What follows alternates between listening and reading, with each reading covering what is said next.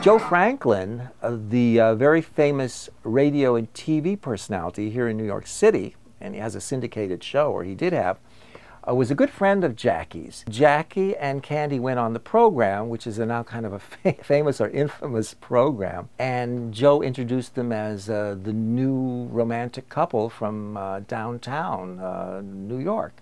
Joe didn't know that Candy was not a woman.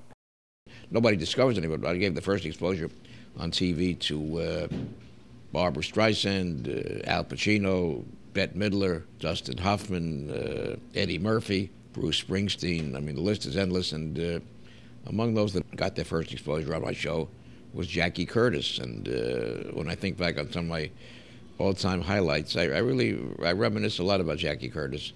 He was on my show at that time with Candy Darling.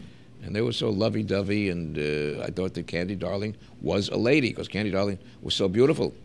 And they were sitting there lovey-dovey, and as I say, it was a brilliant interview, one of my all-time favorite classic interviews. You got to believe me, out of 500,000 interviews, I'm in the Guinness Book of World Records, longest-running TV talk show, Joe Franklin Show, the most guests, maybe 500,000 guests, maybe 25 or 28,000 episodes of the Joe Franklin Show through the years. And I can only say that the one with Jackie, when I look back and scratch my head, I say it really couldn't be, but it was. Panel, I would like you to meet a very popular young actor named Jackie Curtis.